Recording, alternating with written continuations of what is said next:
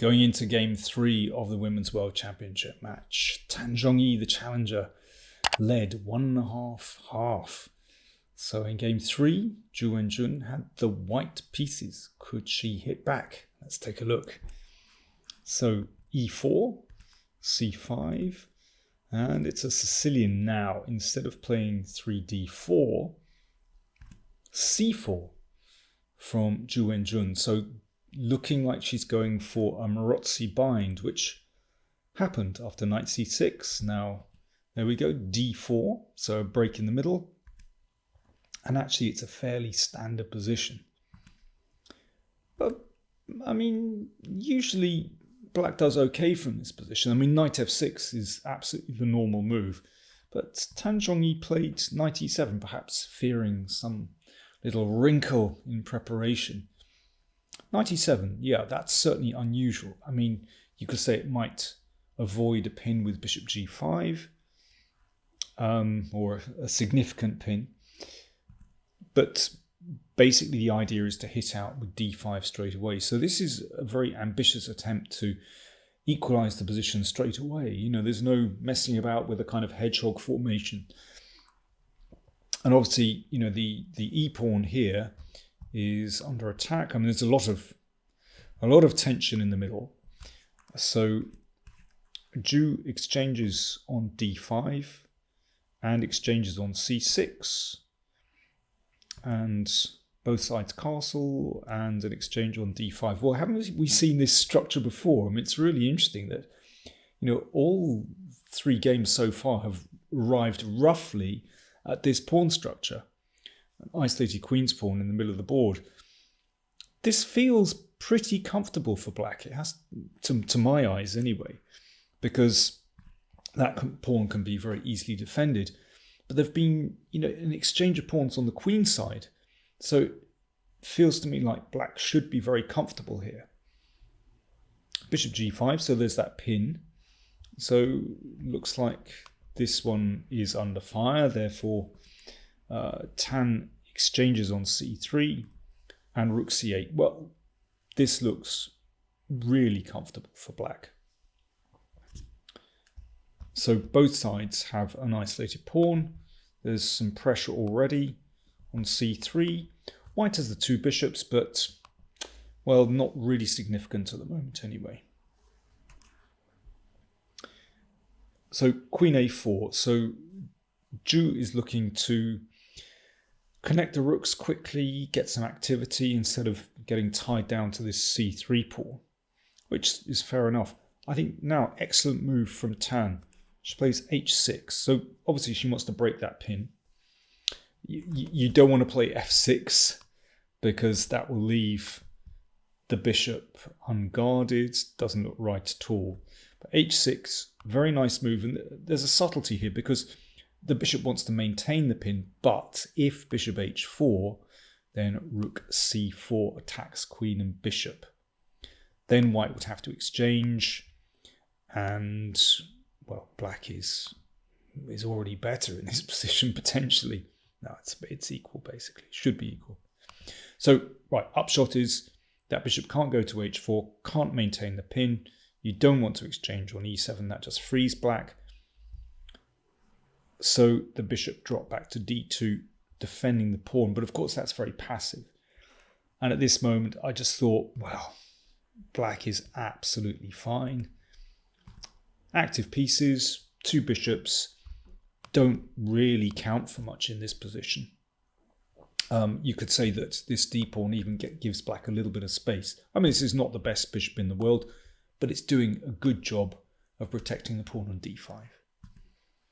Okay, bishop b2 hits the rook, which goes back, rook d1. Queen d6. Okay, so that's connecting the rooks on the back rank. I mean, obviously, an exchange like this is going to benefit black. That knight is going to hop in on that beautiful c4 square. So Zhu decides, okay, I'm going to take on a5, she says. She plays, and we've got an exchange of pawns. So this is very much about fine margins. with the more pawns are exchanged, of course, the closer it gets to a draw. But there's still a little bit of tension here because white does have those two bishops. And if the queens are exchanged here, then that could be a useful pass B pawn.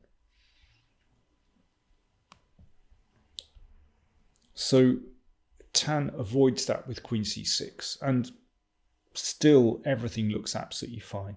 I mean, the only thing is that knight, it would love to reach c4, but obviously d6 square is covered, so it can't do that.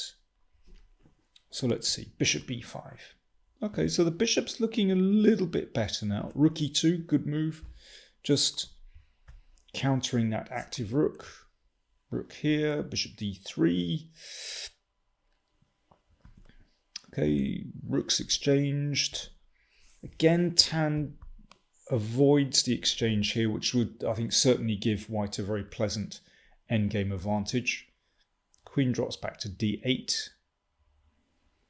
h3. Somehow over these past few moves, feels like Zhu has just gained a little bit.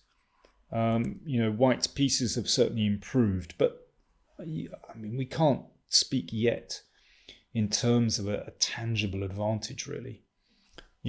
Black's structure is super solid. I do like that bishop protecting the d5 pawn. In turn, it's protected by the f7 pawn. There's still a little bit of pressure here. Okay, bishop b5, but now Black's queen is active. Bishop a6, that's a good move. Because that rook gets pushed around a little bit. And rook d8, bishop c7. Now, yeah, those bishops are hassling the rook a little bit. And Tan decides to put the rook on f8, very safe on the back rank, just putting it out of harm's way. I mean, maybe rook d7 might have been better. It's a slightly more comfortable position for white. Feels like Zhu has made some progress here. So rook d1, queen g5, but, you can see that with this rook out of the way, then the d5 pawn is now under fire, and Tan plays actively, queen g5, and Zhu takes on d5. Now, in taking that pawn, that involved some pretty deep calculation, because Zhu had to reckon with knight e3, which was played. This is very tricky. If that's taken, yes, Black is a pawn down. White has won a pawn. However, Black is very solid still. These pieces are very active. I love the bishop on e6, for really chunky. White's, that's an isolated e-pawn now. White's king is not as secure. This queen, needs to be challenged. This queen should be over here somewhere. There's no way that White is going to make progress in that position. You feel that Black is going to get very easy counter chances here. So what did Zhu do against knight e3? Well, instead of the obvious pawn takes knight, she had planned h4. This is an excellent piece of calculation. And now Black has a choice. So obviously the queen is under fire. What do you do about that? Well, Tan played queen g4. The other move she had to consider was knight takes bishop. This is possible. And they reached this endgame. And Black can actually play this one, although Black will end up a pawn down. Well, it's hard to judge. I mean, of course, White has some winning chances here. But you have to weigh this position up with the position that was reached in the game. Queen g4 was played. Exchange of queens. Again, fine bit of calculation because the rook is attacked. So you can't play pawn takes knight, but rook d3. And then, again, this exchange of knight for bishop. So it's another rook and bishop and opposite colour bishops where white is a pawn up. So this is what Tan had to judge, which was the easier to defend. So she went for this one. But I have to say, looking at this position, I think she got it wrong. Even though in the other variation, the b pawn was further away from the king side, from black's king, I think it's this position which would make me think, yeah, this is actually very dangerous. Although, the computer, if you feed this into Stockfish, well, it'll regurgitate an assessment of, very slightly better for white, but basically tenable for black. But actually, I think this is really difficult because of that secure bishop on d4, looking at the king side, securing the c-pawn, and with rook still on the board, in fact, with opposite colour bishops, this is a very dangerous position. White can play this position forever. Now, if rooks were exchanged, that's another matter. Then black's drawing chances suddenly shoot right up. But with rooks on the board, this is actually very difficult to defend. And here, straight away, black has a difficult choice. So something needs to be done about bishop takes g7. So do you play f6 or do you play g6? There's no hard and fast rule which one you should go for. Do you block out the bishop? Do you put the pawn on the opposite colour to the bishop? Each situation needs to be judged on its own. And here, whichever one you choose, it'll be the wrong one somehow. It's really difficult. Tan went with g6. I understand that because if she goes f6, then the king is going to be pushed to the back rank. And this bishop is less secure. However, can you keep the king on the back rank when you need to be able to push this pawn? It's a tough one.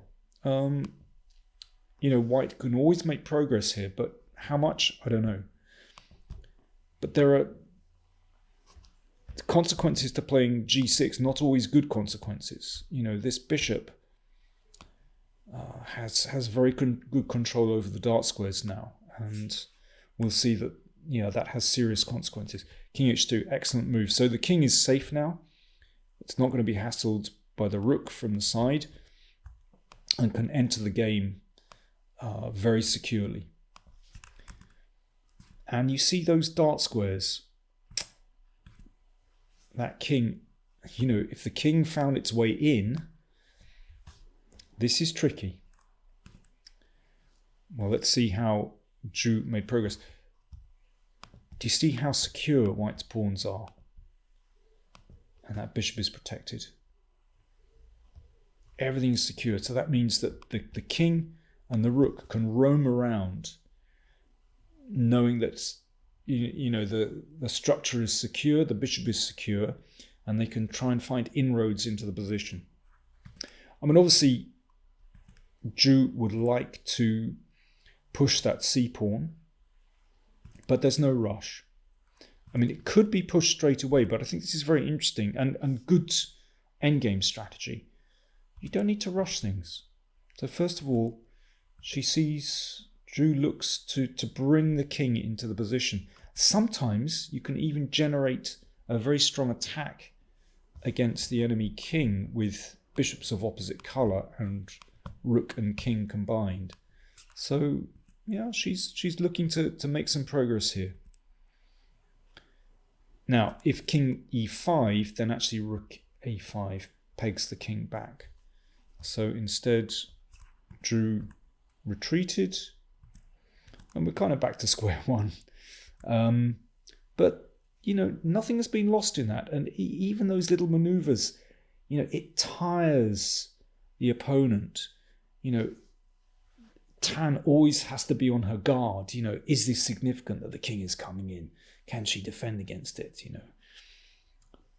But yeah, Zhu just retreats, but nothing lost in doing that. And it's very tiring for the defense. Okay, so now Zhu goes for it and pushes that c pawn. c5. So obviously that's a bit of progress. But it changes the position, because now that bishop is unguarded. So it was actually very important that the king and the rook secure that bishop before the pawn is advanced. But yeah, it has consequences. White needs to be careful. Okay, and now the king starts to go for a walk. King g5. Well, this is very nice. You know, this is a potential target, but this king could wander in via one of these squares and maybe come around the back. You know, this is could turn towards the queen side.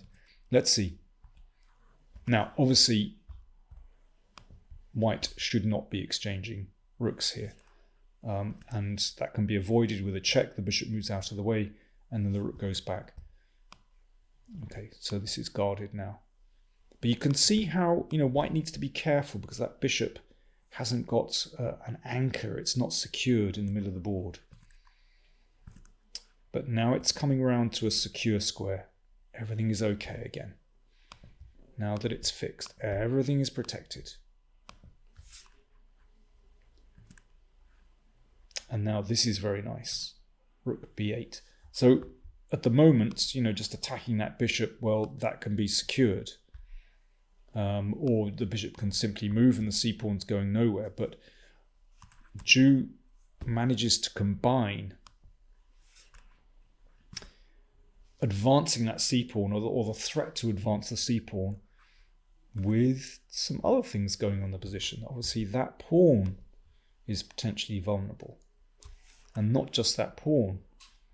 In fact, Black's king could be in trouble in this position. This is amazing.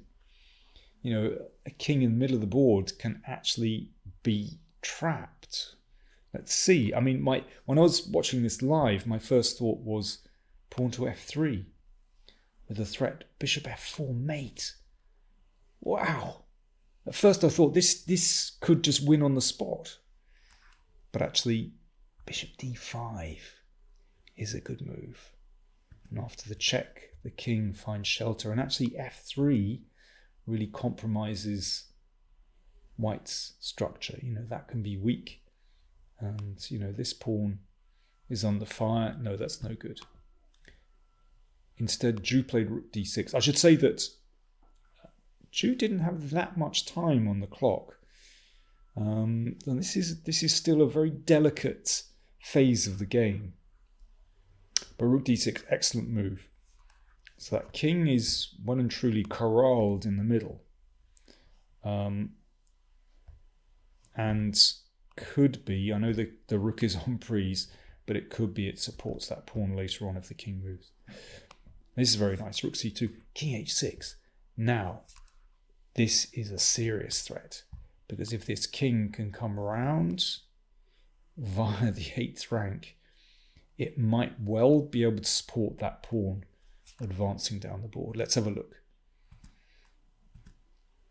Okay, so Zhu, as I said, was getting short of time, so she repeats the position.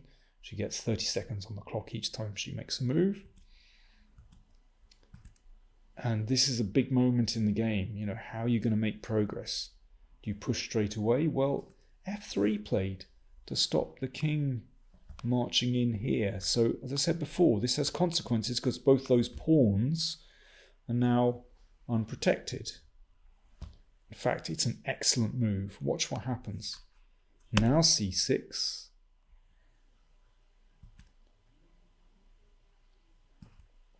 And yeah, this is incredibly dangerous.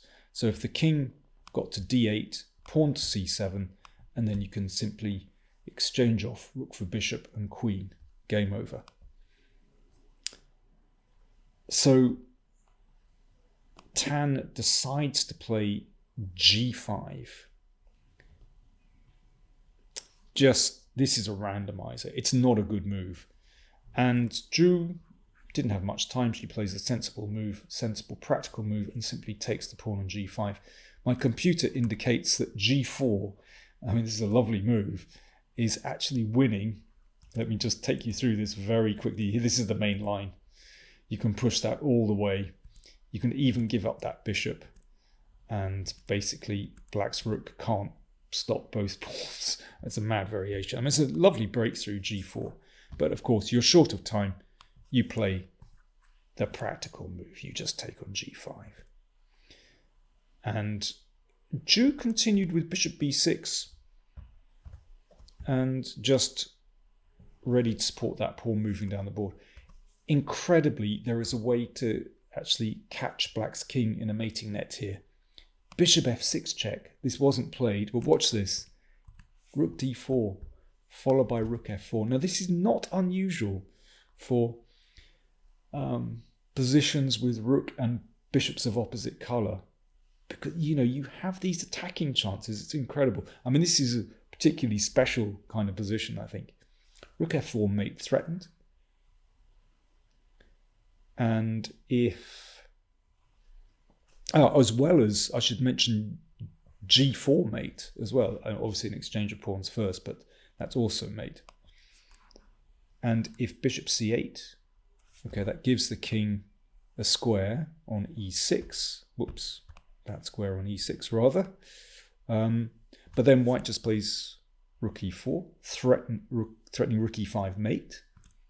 And after this, king f7. And there's no good defense to rook f4 mate. I mean, it's beautiful.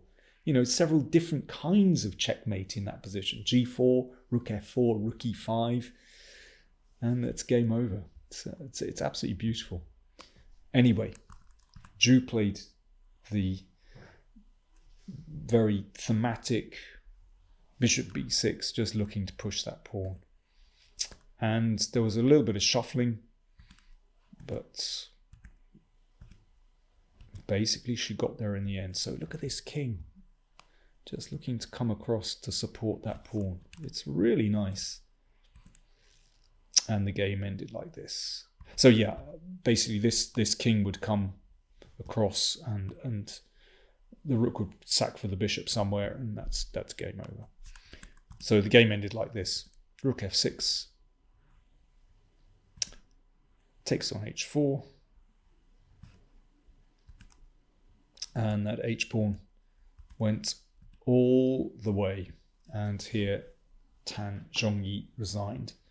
Well, that was such a classy endgame performance from Wenjun. I mean, it's really impressive. So interesting that she managed to just get a little something out of that opening. I have to say, you know, when it reached, you know, roughly this position, it looked very unpromising. It looked like the game was going to drift towards a pretty short draw. But full credit to her for reaching, you know, even this position. That's pretty incredible. A fantastic piece of calculation here involving h4. And then, yeah, I think Zhongyi got it wrong, actually. I think she chose the wrong endgame. And I think this is already very difficult to defend. But however, I have to say, Wenjun's technique was absolutely superb with this king march. Tremendous stuff. I mean, that's what I highlighted in my preview, actually, how I felt this was Wenjun's real strength, her technique in the end game, in the middle game. And that, I think, is really highlighted by this victory. Game 4 ended in a draw where Zhongyi attempted to do the same thing. I mean, it's so interesting. I mean, just let me point out, I'm not going to go through the whole of game 4, but just have a look at this position. That's the position they reached after move 29 in game 4.